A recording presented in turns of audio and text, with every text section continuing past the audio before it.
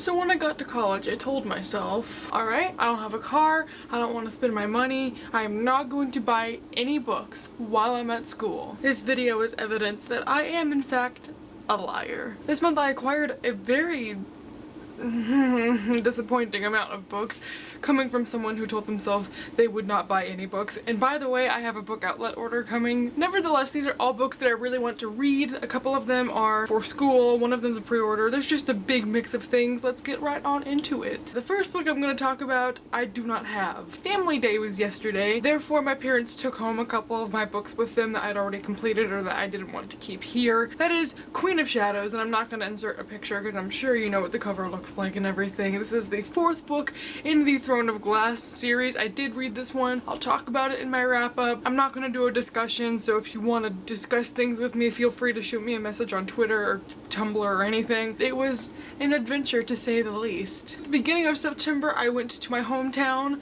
for Labor Day weekend and I went to Half Price Books with one of my good friends. I knew I needed a book for a class that we were going to be reading in English toward the end of the year, so I wanted to grab that while it was low price there. But also I got a couple of extra things. The book that I needed for school is The Glass Castle by Jeanette Walls. This is a memoir. I have no idea what it's about. The class is called like Intro to Reading and Writing with a focus on family or something. He read the first page of this to us in class and I liked it, so I decided to get it. I mean, we had a choice between two things, this one and something by Tobias Wolff. I'm not completely sure, but this one just caught my interest more. If you've read this, please tell me that I made the right decision. I think I'm going to be reading this in November, definitely this year. Next, from Half Price Books, I got The Picture of Dorian Gray by Oscar Wilde in this so cute edition. I love it. I don't read a lot of classics, which is sad, and like I want to, and it's not that I don't like classics, it's just that I always prioritize other things over them. This is something that I've heard a lot of great things about. The girl that sat next to me in one of my classes last year was reading this and just kept raving about it, so I wanted to try it out. I've never read anything by Oscar Wilde before and I wanted to start here. This cover is so pretty, I really hope I like it. And then I got two other books from Half Priced Books, but I don't have them with me because I just left them at home because they're two things that I've already read. The first was a book of Shakespeare's sonnets, which we read in English class and I adored it. I only read like maybe 10 of them for that class, but every single one of them I just thought were like mind-blowingly well thought out, so I wanted to read the rest of them. The other book that I got is T.S. Eliot. I love him. He's like my favorite poet, and so I just got a little book that has his most famous pieces. And I'm such an egg because my favorite poem ever is by him, but I don't remember the title. This next book is something that is so popular right now. I've had a ton of my friends read it and say they love it, and because of that, I was like, what's this about? I need to check it out, so I ordered it off of Amazon, and that is Everything by Nicola Yoon. This is about a girl that has a ton of allergies and she's allergic to basically everything, so she never really leaves her house, but then one day a boy moves next door. I'm not sure where it picks up after that, but that sounds really interesting. Two of my best friends have read this and loved it. The person that convinced me to buy this was April, and I'll link her channel down below. I love April, and she was just so convincing, so I had to get it. Thanks. I have hair in my mouth. Thanks. I think I'm gonna read this soon. I'm so excited. This next book was a pre-order. I was originally intending on going out to the store and buying this, but I was like, why not get it at pre-order price from Amazon and just have it shipped and delivered to me? And that book is Library of Souls by Ransom Riggs. It's so pretty. This book doesn't even seem real to me. Like, I've just been looking at it like, oh my god. I forget this series is a thing, but it's like one of my favorites in the entire world. Ransom Riggs is probably on my top 3 favorite authors. I'm pretty sure everyone's gonna be showing this, so I want to do it first. Oh my god, it's so pretty.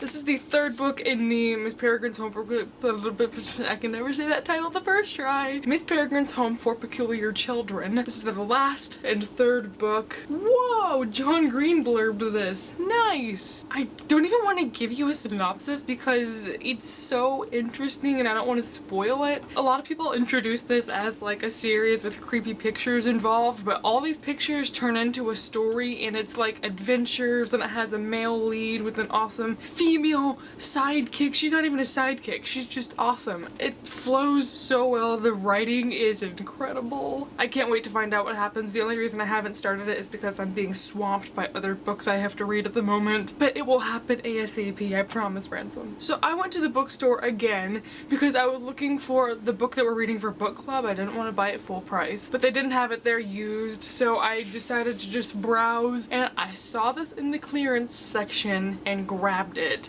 And this is Night Film by, I don't even know because there's too many words on here, Marisha Pessel. I know that for a fact that this hardcover copy is not in print anymore on Amazon. There's only the ugly paperback, and I knew from everyone I've talked to they've gotten theirs in the clearance sections, so I grabbed this for $8 instead of $28, and even the cashier was like, that's a good deal. Wow! That's a low price! The only thing I know about this book is someone dies and they explain that it's a suicide, but then a reporter decides that he doesn't really believe that, and so he decides to investigate himself.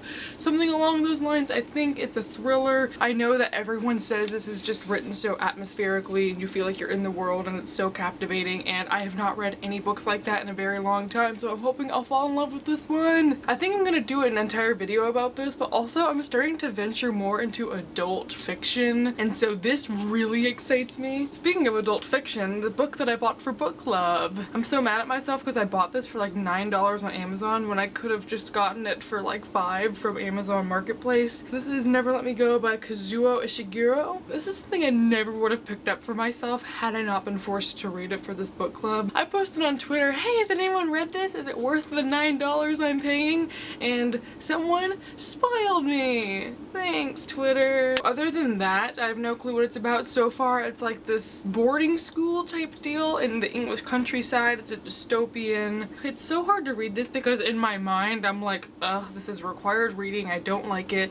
Instead of, I'm reading this for leisure, which is making me enjoy it less. And also, I'm really confused and really angry about that spoiler. I just wish I was going into this with a clearer mind, but it is what it is. And our book club meeting is in 4 days, and I have to read to chapter 12, and I'm only on chapter 4, so I should probably get on that. The next book I actually got as an ebook because it is free, but my friend's letting me borrow her physical copy of it, so I thought I'd just hold this up because I always forget to haul ebooks for some reason. This book is The Awakening by Kate Chopin. Recently in leadership, we just had a women's study professor come and talk to us about feminism, which was absolutely amazing. Highly recommend. I'm changing my major. I'm not actually, but I wish. I went up to her after class and I said, recommend me some feminist literature, and she said Kate Chopin, and then my classmate was like, oh my gosh, I have to lend you this. I'm already on page 8, but I love it so far, so I know I'm gonna really like this. And again, reading more classics, this is super easy to read and I'm already really enjoying it, and it's not like the previous book I mentioned where it feels like it's required reading. You know,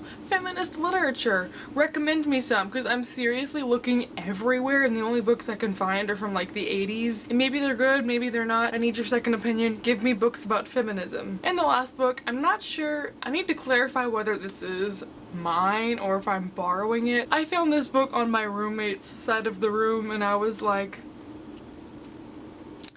you gonna read that? She said I could read it, and I don't know if that means I can keep it or if I can borrow it. I'll have to clarify that later, but I'm super excited to read this because I've wanted to read it for a long time, and that is Me Before You by Jojo Moyes. She got this copy in England whenever she was coming here because my roommate's from New Zealand. So this is the English edition of the book, which is interesting. Y'all got weird quotation marks, let me tell you. This book has been on my wish list for a long time. This book is about a man who gets injured and he's in a wheelchair, and so he has to have a nurse care for him, or just like a, what's the word I'm looking for? Not really a nurse, but someone to like help him out with everyday things. It's obviously a young woman, and then it's their relationship kind of. I'm not sure if there's any romantic feelings or if it's just a friendship about like hurt person versus not hurt but supportive. I'm not sure what to expect. I hear it's good. I hear it's sad. I hear that I need to read this ASAP, and honestly I read the first chapter and loved it, so I do want to read this soon. Hopefully I can keep this for good because I think I'm gonna like it.